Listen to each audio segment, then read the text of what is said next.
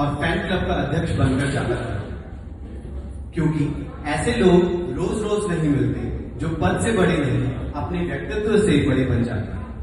मैंने पापा को करीब 2 साल से जाना है। लोग कहते हैं किसी इंसान को समझने में सालों लग जाते हैं, लेकिन कुछ लोग ऐसे होते हैं जो पहली मुलाकात में ही अपना परिचय नहीं अपना संस्कार दे जाते हैं। और पापा आप उन्हीं लोगों में से हैं। कहते हैं वृक्ष जितना फलदार होता है उतना ही झुक जाता है, और इंसान जितना महान होता है उतना ही सरल हो जाता है। आपको देखकर हमेशा यही महसूस हुआ, चेहरे पे मुस्कान, बातों में अपनापन और हंसी ऐसी कि अगर किसी का मूड खराब हो तो डॉक्टर नहीं, बस 5 मिनट पापा के साथ बैठा दो, इलाज मुफ्त में हो जाएगा। सरकारी नौकरी में लोग अक्सर कहते हैं बहुत प्रेशर है, लेकिन मैंने एक ऐसे इंसान को देखा जिसके चेहरे पर कभी प्रेशर नहीं दिखा। हाँ, फिलहाल में ब्लड प्रेशर कितना रहा वो डॉक्टर ही बताएंगे, लेकिन चेहरे का प्रेशर शायद कभी छुट्टी पर ही चला गया। मुझे हमेशा लगता था कि ये इतनी पॉजिटिव एनर्जी आती कहां से, फिर एक दिन राज खुल गया। अभी फिलहाल ही मेरे भाई की शादी थी। हम सब सुबह 4 बजे तक नाच गा रहे थे। कुछ लोग नागिन बन चुके थे, कुछ लोग कुर्सियों पर ध्यान मुद्रा में पहुंच चुके, और मैं भी किसी तरह पापा के कमरे तक पहुंचा। सुबह करीब 4:30 बजे देखा कि पापा योग कर रहे थे। उस दिन समझ आया हम लोग शादी अटेंड कर रहे थे और पापा जीवन जी रहे। योग कभी नहीं छोड़ा, अनुशासन कभी नहीं छोड़ा, सादगी कभी नहीं छोड़ी, और खाना, अरे वाह, आजकल लोग इंस्टाग्राम देखकर डाइट करते हैं, लेकिन पापा वर्षों से कहते आए हैं 40% कच्चा, 60% पक्का।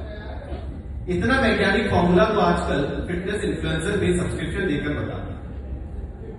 मैंने सुना है संघर्षों से निकलकर, मेहनत की सीढ़ियां चढ़कर लगभग 35 वर्षों तक मध्य प्रदेश प्रशासन की सेवा करना कोई साधारण बात नहीं होती। कुर्सी पर बैठना आसान है, लेकिन लोगों के दिलों में बैठ जाना ये हर किसी के बात की बात होती है। पापा आपकी सबसे बड़ी खूबी क्या है जानते हैं? आपकी पहचान।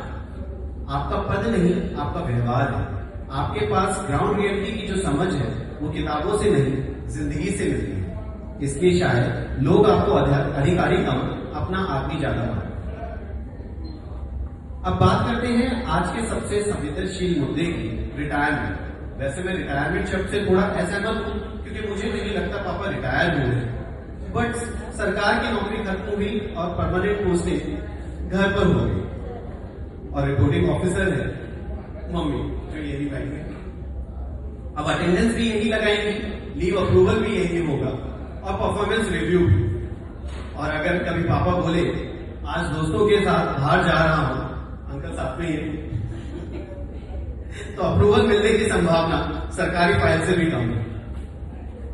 वैसे पापा शादी के समय इस मैनेजमेंट के अंडर आ जाना चाहिए था, लेकिन आपने सोचा होगा पहले 35 साल गवर्नमेंट संभाल लेते हैं, फिर लाइफ की असली सीईओ को रिपोर्ट करें।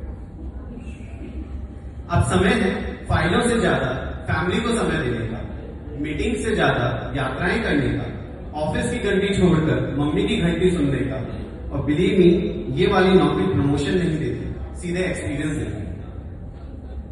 मैं एक बात दिल से कहना चाहता हूं, कुछ लोग नौकरी करते करते कुछ लोग नौकरी करते हैं, कुछ लोग इतिहास बना दिलाते हैं, और कुछ लोग इतने सादगी से जीते हैं कि खुद एक प्रेरणा बन जाते हैं। पापा आप उन्हीं लोगों में से ही। अंत में कुछ पंक्ति। चलते रहे जो धूप में वो छांव बन गए, गिरते रहे जो राह में वो पांव बन गए।